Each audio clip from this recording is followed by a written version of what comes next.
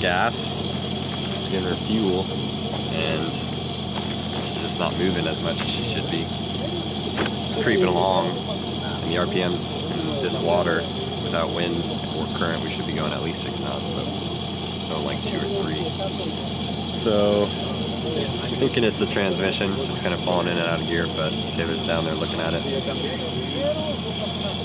I don't know.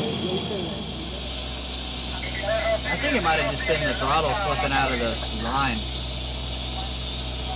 I mean, she's going into forward, like transmission's fine. She's picking up, yeah, she's connected. The advisors wanted us to pull over and tie up to a buoy. Of course, that means we'd get towed back out to the Atlantic side. So our only hope at that point was the boat that we'd rafted up to the day before, the active duty British Army guys. They were coming up behind us, and it was a long shot, but we thought maybe they'd be willing to tow us through. They should be coming closer. I don't know where, but they should be coming. Yeah, they had I think a later time to take off than we did this morning. But they already cast off. Okay, good. Half an hour ago. So all right, so they'll definitely catch us. Yeah. Of course. They caught us last night. Okay, good. They move a little faster than we do. Maybe you can reach them by VHF. Maybe, I don't know. These fucking Brits, they're legends. Smooth what? But you guys are smooth talkers. Suck up for pride for this one. Yeah. That's nothing new. Yeah, dude. First stepchild in America. Pride left. So we don't want to bring up that whole The old lady revolution stripped us 76 of it.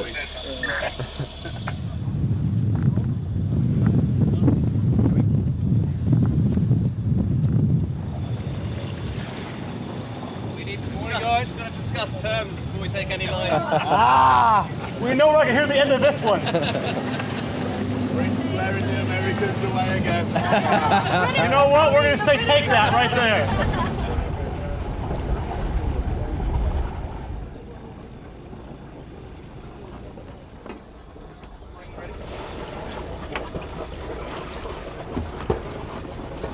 I got it. Thanks, okay. Same as last night. Just a bit more so I can step off. I'm gonna give this shirt. Are you a large? I'm gonna give you a shirt off my back.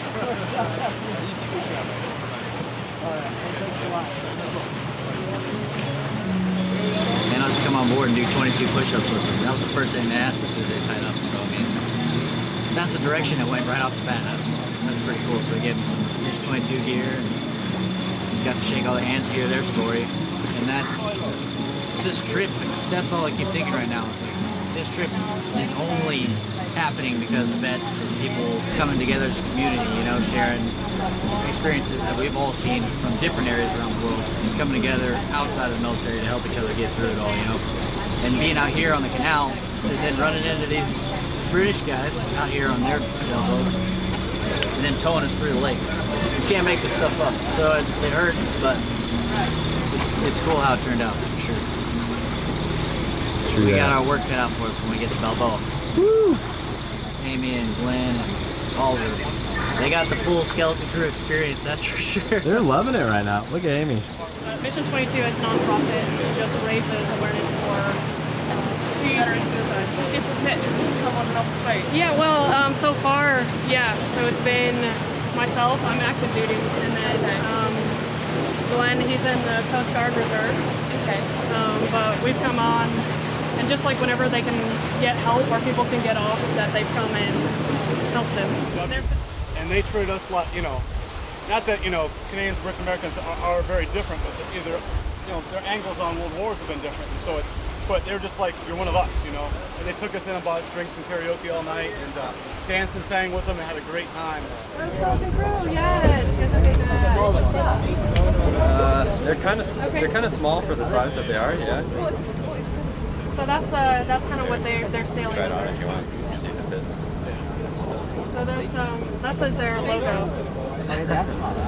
Well, I was saying to, is it Taylor, is it called? Taylor. Yeah, so I'll get the pictures. Of course. But like, I ain't got that's the army t-shirt. Oh yeah, I do That's like fine, 5 yeah, and 10 okay. Ks. It's a shirt. So we'll take, like, you're supposed to take a third of your unit a year. So if there's 600 soldiers in a unit, minimum 200 a year have to go and do an adventure. Kayaking, rock climbing. Can you believe that? That's surfing, yeah, skiing. that's you got ATs are really important part of our, what we call our moral component. Sure, sure. Physical, That's you've got to be amazing. fit and robust, but moral, you've got to keep people happy and enthused. Immediately pass it on. It's teaching people, especially the young 18-year-old privates that come into the military. Oh, sure. How to be together and interact together and put people first. Oh yeah, definitely. Because in the military, you see good leadership and bad leadership. Oh, yeah. If you don't put your people first, it makes you you're a bad leader. As far as I'm concerned, you're And this is where you really learn. Oh, So absolutely. let's play out the scenario that the British didn't save Yeah, us. We would have been towed back to the Atlantic side for $2,000 minimum cost. Let's not even talk about the cost to fix our transmission. They saved us. They came through and pulled us to the other side. I mean, if they hadn't saved our asses there, our whole trip would have been dead in the water. We didn't have enough money to do it, you know. So they came through. That was huge.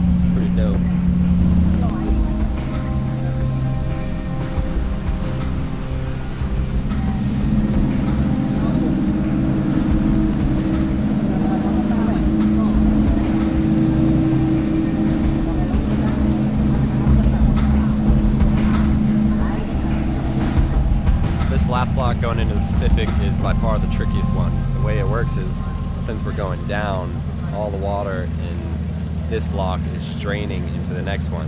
So what isn't coming straight up from the bottom is going to be coming from right here as we speak, and it's going to be pushed all the way down against the other side where the gates are there, and then it's going to start coming back. So our plan is to essentially ride that current that pushes toward the gate and tie up before the current starts pushing us backwards into this behemoth behind us. Here we go.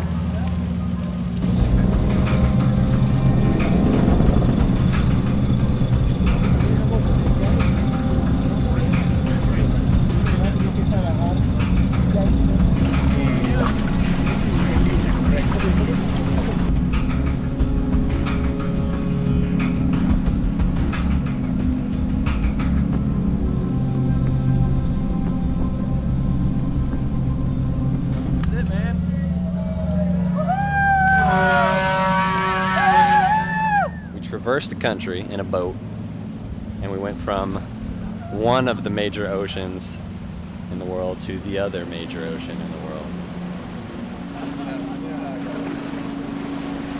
So first call that I made on the sat phone whenever Steve and I limped into Cologne, Panama, was to Amy's dad to ask permission to marry her.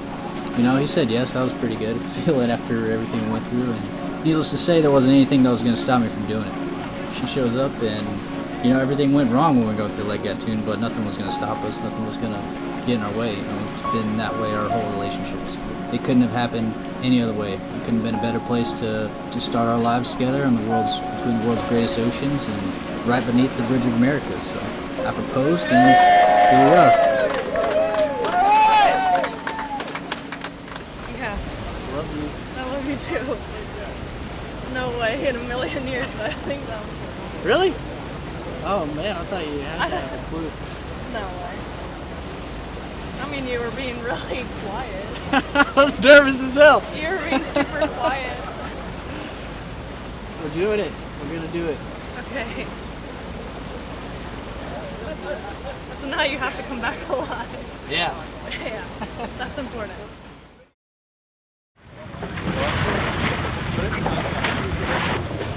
Guys, have a safe journey. Look after yourselves and congratulations again. Nice to meet you guys. See you next time. They're like, good riddance. Parents to worry about for us. That was probably a little tricky, that last one, because we had to go up pretty quickly. And so Taylor had to gas it up. I was very because we impressed with how smooth it went. consider. And that was the one that reputably, I heard the other pilot talk about it, Taylor, and you talked about it from your experiences, and got briefed on it before. But we talked to their captain, and Taylor, they had a good game plan going forward. Yeah. Sure enough, I looked at him and both just made eye contact. Gas it out of there. That's great. Yeah. That was pretty sweet though, because we were moving pretty fast. Whenever we had the initial problem, he was like, I didn't know he was still telling you, because whenever he was sitting there, he was like, you need to tell the police. No, Yeah. I'm not doing that. No.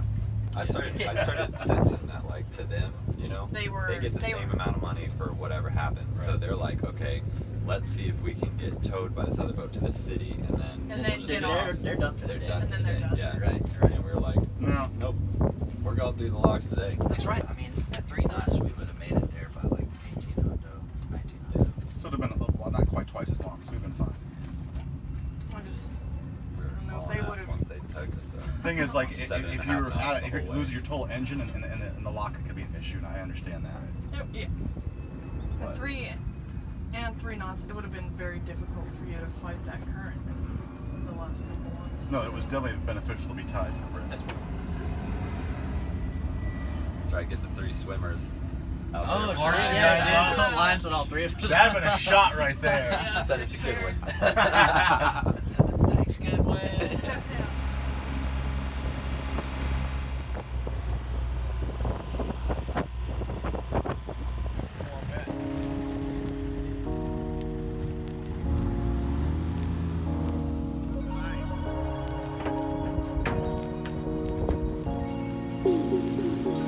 All right. Celebrate.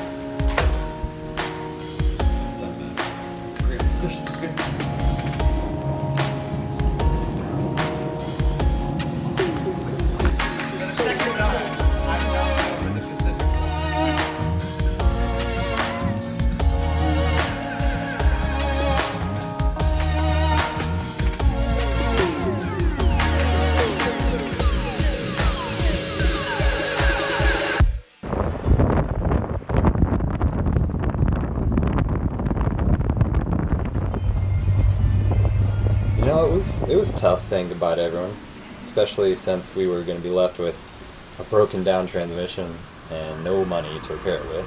But you know, despite everything that went wrong crossing the canal, in the end it all kind of worked out. And that's been a theme, I think, for this trip.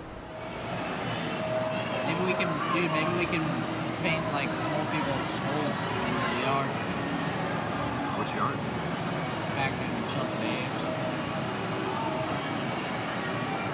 I don't know, dude. Those sailors like doing it themselves.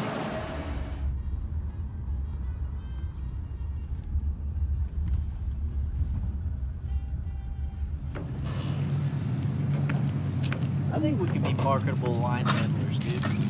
Yeah. I was thinking, like, what's a cool way for us to look?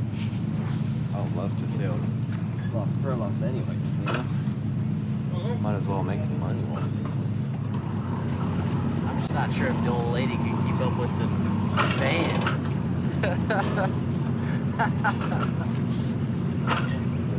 It's not what I want her. It's what she wants.